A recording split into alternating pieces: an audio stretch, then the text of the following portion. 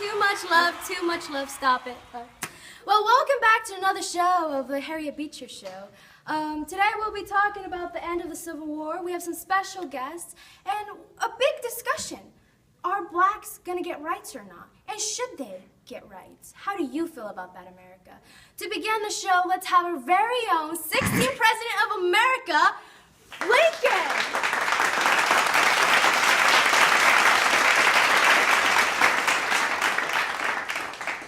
That was stunning. Good. Now, Lincoln, a lot of people in the audience have a very special question to ask you. How are you going to fix this country after all the problems that the Civil War that just ended caused? Well, you see, Harriet, it's fairly simple. I'm going to employ what I like to call the 10% plan. 10% plan? Now tell me, Mr. Lincoln. Okay, so all the southern states that seceded have to do is get their 10% of their population that voted in the election of 1860. They have to approve a new constitution that I personally will ratify. And then they also have to swear an oath of allegiance to the new union. Well, will you hear that? Oh my. Now, how does the government think about all this? Well, you see, Congress, they don't much like it. They don't? Now, no, they don't. I know this is a hard thing for you to talk about, but why don't they like it? Well, you see, they feel that the southern states should not be readmitted into the union so easily. I, on the other hand, think that they should because, for one, our country needs to build back up to the way it was before the Civil War. Right, union.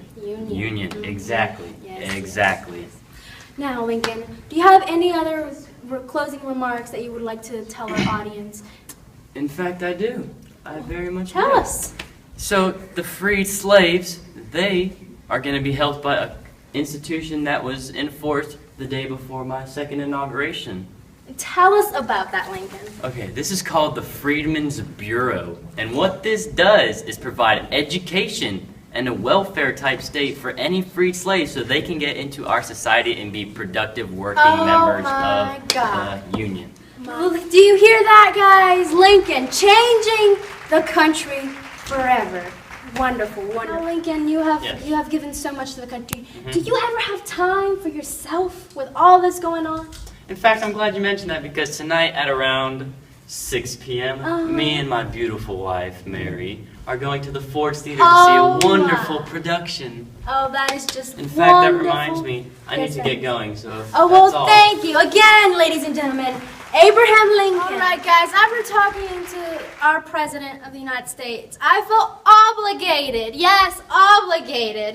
to give one of my audience members a gift.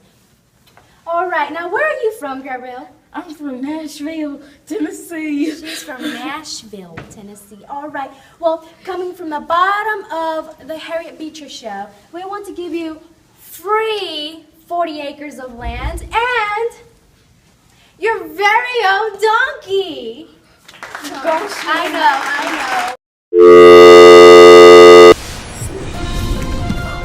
Breaking news. This just ended the new national crisis of America.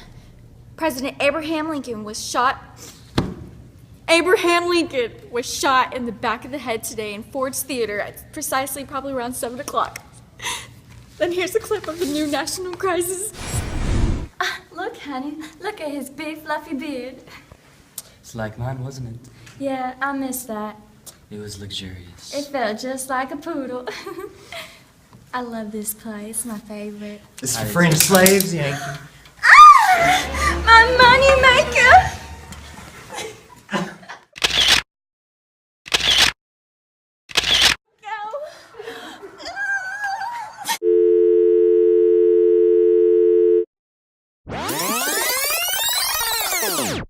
Well, thank you.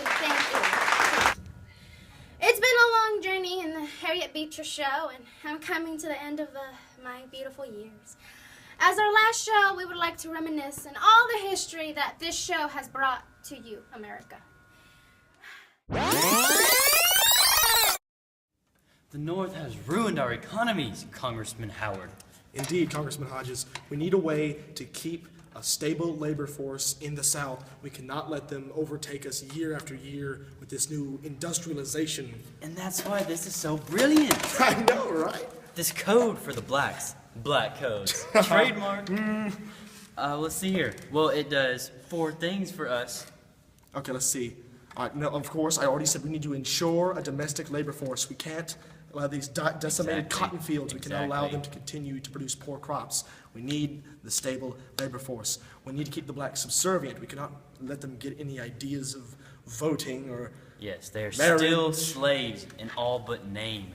And to keep them subservient, they cannot be allowed to vote in a jury, because then they control the courts, and then they control the laws, and then they control political offices. Indeed, you're here. Not have that. And to keep them honest in their labors, if they try to jump contracts from going from one farmer to another, we can have them lynched for jumping their contracts. Ooh, we can make it a show. We shall keep them in their place. I do not think Congress will be able to do anything about this, especially the northern rats. Terrifying. For once in Johnson's miserable life, he did something worthwhile. He did not refute the black codes. I knew it would work. I knew it. Absolutely. And with these new black codes, we have 12 new congressional seats. And with that, we can take over Congress and Indeed. drive the northern scallywags out of their seats. Indeed, their industrialization is no match for our sprawling plantations. Our cotton kingdom shall continue to flourish. Exactly. Well, we're here with Andrew Johnson, our soon-to-be ex-president. Now, President Johnson, can you talk about what went down in the House with the whole impeachment situation? Yes, I can. Well, it all started when I took office. You see, Congress thought that I would lean more towards them and ratify their Way Davis bill, but I thought that the Union needed to be remade once more, so I agreed with Lincoln with the 10% plan. So obviously Congress was angered at me, so they were doing everything in their power to get back at me. So it kind of all started after I did not do anything about the black codes that the South enforced. Congress was mad, and so what they did was pass the Civil Rights Bill. Well, I didn't like the Civil Rights Bill. Well, why don't you like the Civil Rights Bill? Well, I think that the Civil Rights Bill, it's going to create more tension between the North and the South. So, well, what I did was I tried to veto it, but Congress, being the wonderful people that they are, vetoed my veto. So what did Congress do after they vetoed your veto?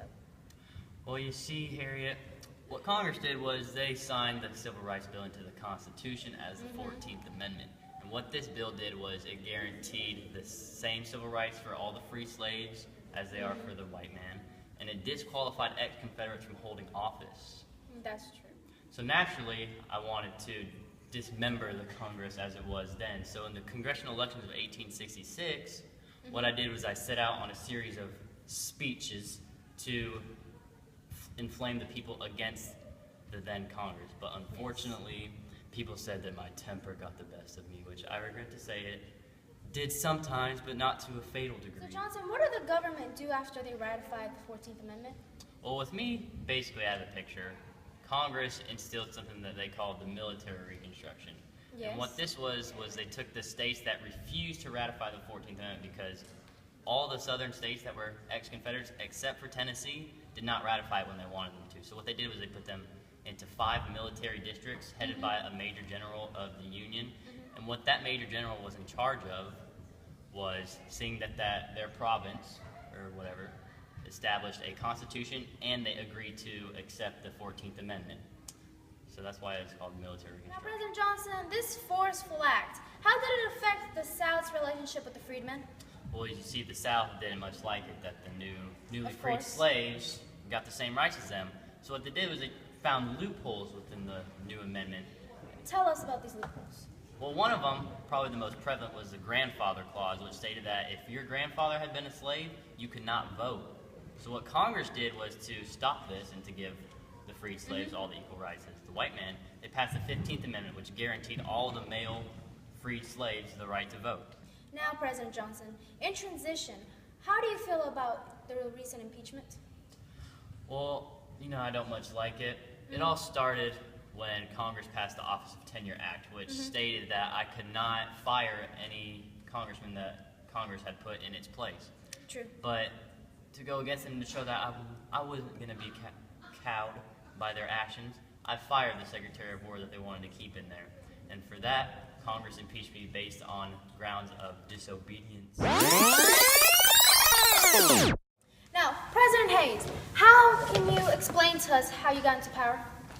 Well, you see, after Grant's administration with Yes. the corruption-riddled government, it was, now after his second term, it was between me and a man by the name of Tilden. Yes, Last name sir. Tilden.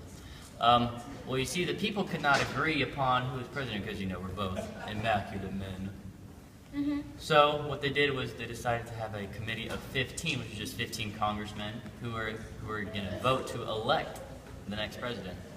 Well, seeing as there were 8 Republicans and 7 Democrats, I obviously got the vote. Of course. And so that's how I got put into office. Now, how did the Republicans get the Democrats to agree on this? Well, they decided that the northern people would withdraw the military soldiers that had been governing the South. Right, the military Yes. Reconstruction, I Yes. remember that. Reconstruction Okay. Act of 1875. What other comments would you like to make to this, Mr. Hayes? Well, basically all I was saying is, by now the nation is practically healed. Reconstruction is no longer prevalent. It's not a subject much discussed anymore. Do you think the Union is together again? I believe it is, firmly.